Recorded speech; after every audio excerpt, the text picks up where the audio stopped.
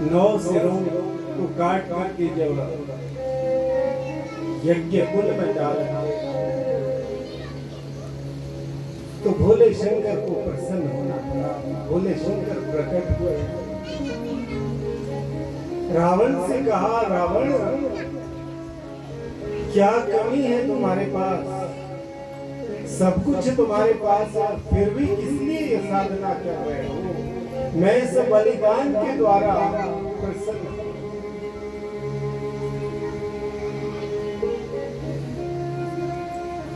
वर्णन आता कि 9 के 9 से उनके घर में लगा दिए थे, प्रसन्न हुए भोले शंकर।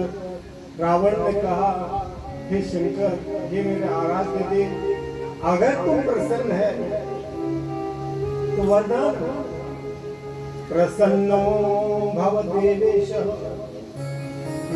लंकां च त्वानयः सफलं कुरु मे कामं मामहं शरणं गच्छामि। क्या कामना? प्रसन्नो भव देवेश, हे देवेश, अगर तुम प्रसन्न हो तो वरदान मांगा, लंका च त्वां नयाम्यहम्, मैं आपको अपने राज्य लंका में ले जाता हूं। भोले शंकर ने विचार किया, अब अगर इसको ये वरदान मैं दे देता हूँ और मैं चला जाता हूँ लंका, तो कैलाश खाली पड़ गया।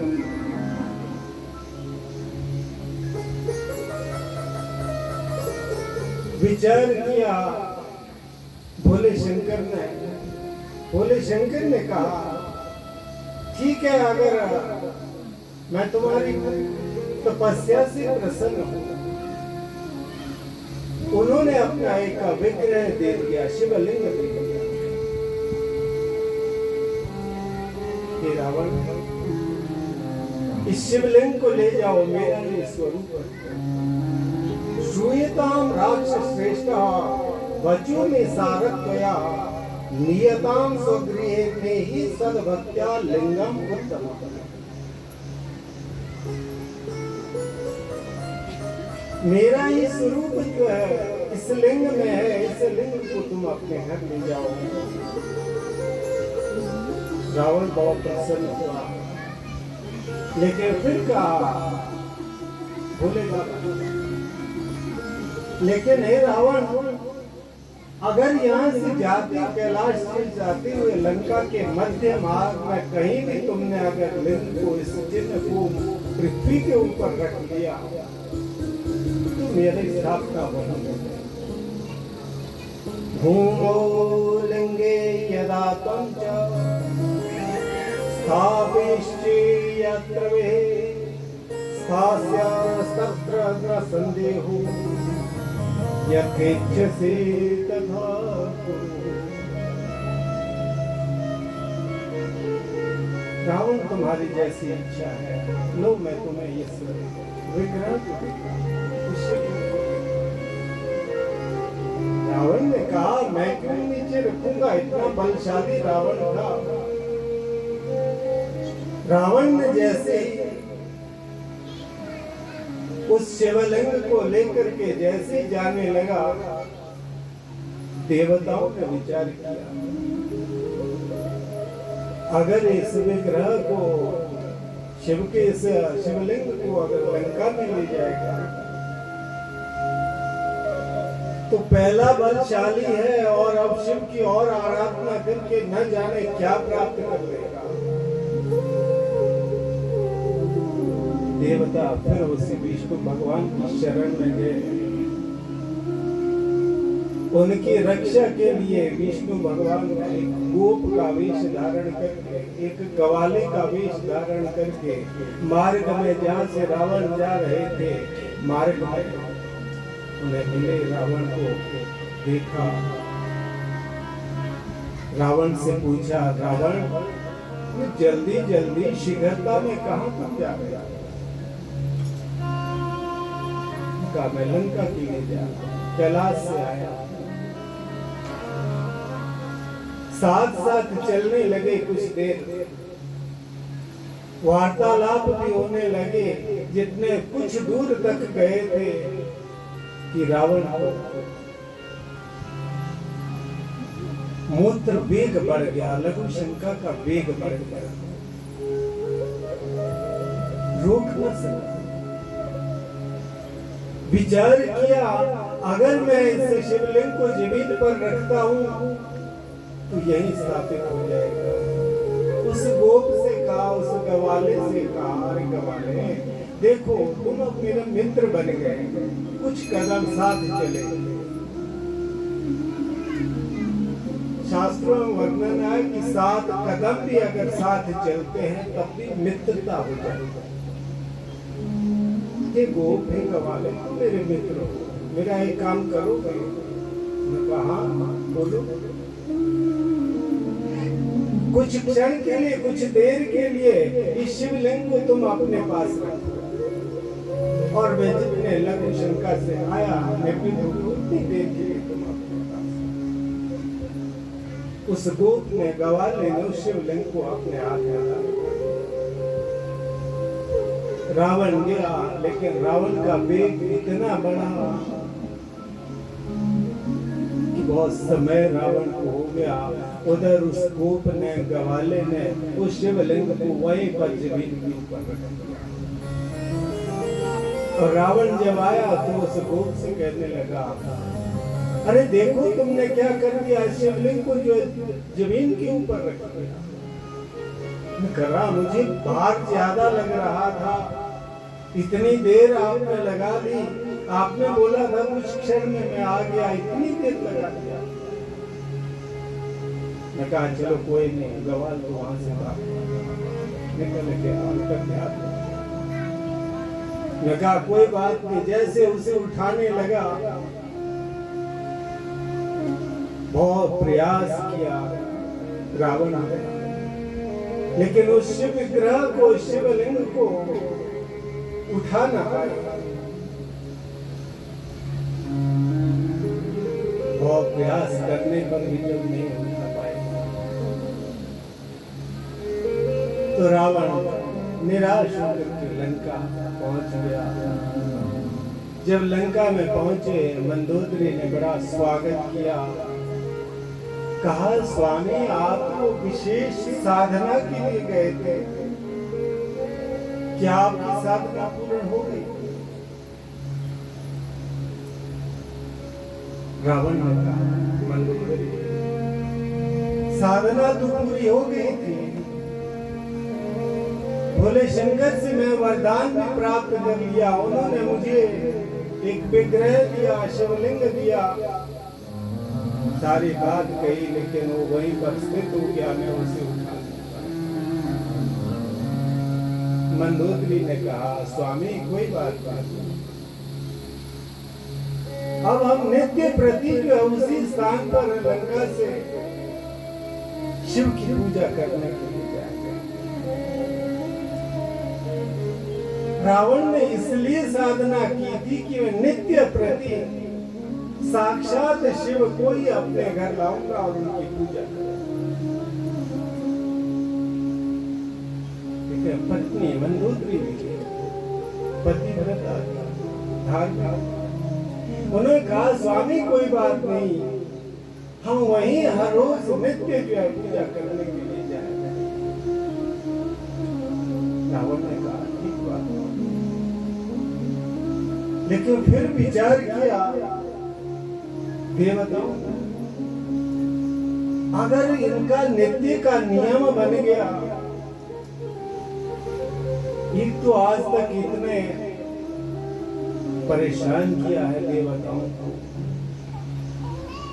और अगर कहीं नित्य प्रति जो है दोनों पूजा करने के लिए जाया करेंगे तो और फल इनको प्राप्त हो जाएगा।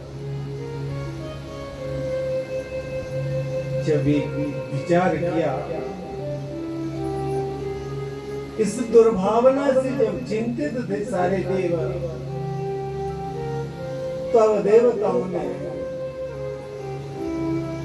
इस कार्य करने के लिए इसे कोई बाधा डालने के लिए नारद जी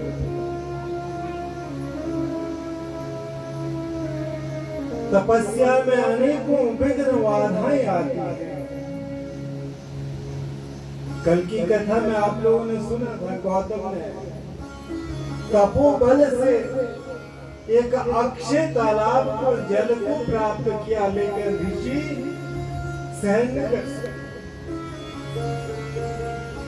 ईर्ष्या हो गई, उसे उस आश्रम से निकालना चाहा तो गणेश की आराधना, और गणेश की आराधना करके उसमें विघ्न डालना पड़ा, गाय बलि। याद देना, गणेश विघ्न हरता भी है और विघ्न करता भी है। ऋषियों की तपस्या करने पर विघ्न करता बना गौतम। आज नारद जी को प्रेरित किया देवताओं। नारद जी गए रावण के पास। रावण के पास गए, बड़ी प्रशंसा उनकी की, आप तो बहुत बलशाली हैं, आप गुणों के भंडार हैं, बहुत विद्वान हैं, और शिव की आपने तपस्या की है, क्या इतना बल आपके अंदर है? उनका बल मिला है आपके अंदर? परीक्षा करके तो देखो। तो भोले बाबा है, बल तो दे दिया उन्होंने, पर ये तो देखो कि है भी ताकत की नहीं है, वो बल मिला भी तुम्हें या नहीं मिला। भोले बाबा सब कुछ दे देंगे, ऑर्डर दानी, और देवता की उपासना करोगे तो थोड़ा सोच विचार करके देंगे। लेकिन भोले बाबा जब देते हैं तो छत फाड़ के देते हैं। कहते हैं देवता और देवता जो है पल्लू छाड़ के देते, और भोले बाबा छत फाड़ के देते। वृकासुर जैसे असुर को तपस्या की, वरदान में क्या मांगा? जिसके सिर के ऊपर हाथ रखूं भस्म हो जाए। बोले चले एवं ऐसा विचार नहीं करते, और देवता बहुत विचार करेंगे।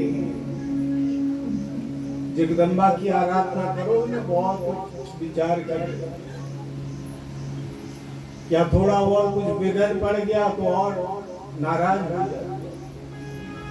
लेकिन भोले बाबा सोचते कुछ नहीं है, जो मांगा दे देते। एवं अस्तु, ऐसा ही। अब उसने भी परीक्षा लेने के लिए वृकासुर ने सोचा, मेरे को वरदान तो मिल गया कि जिसके सिर के ऊपर हाथ रखूंगा वो भस्म हो जाएगा, परीक्षा तो ले लूं। अब वहां और तो कोई था नहीं। अब भोले बाबा के पीछे दौड़ने लगा। अब भोले बाबा डर के मारे भागना। क्यों भाग रहे हो मेरे पीछे? अरे रुको रुको, मैं ये पता तो करूं, जरा आपके सिर के ऊपर हाथ रखूं, आप भस्म हो जाएंगे। श्रीखंड की यात्रा में कभी अगर जाओ ना, तो वहां एक गुफा है, आपने देखी। वर्णन आता है कि भोले शंकर उस ओर भाग रहे थे, उस क्षेत्र में भाग रहे थे, भागते तो विष्णु भगवान वहां गोप के रूप में और प्रकट हुए,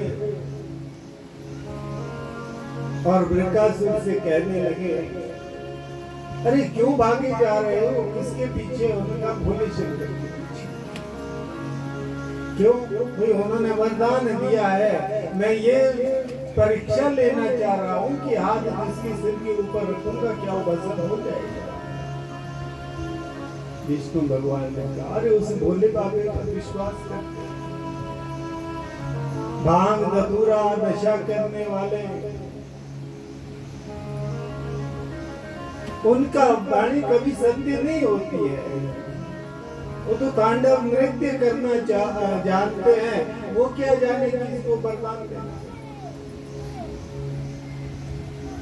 वो केवल नृत्य करना जानते हैं, और जैसे नृत्य करने वो जानते हैं तांडव नृत्य, और जैसे वो गोपा नृत्य करने लगा उसके साथ वो भी नृत्य करने लगा, और धीरे धीरे नृत्य करते करते उसका हाथ अपने ही सिर पर चला और वो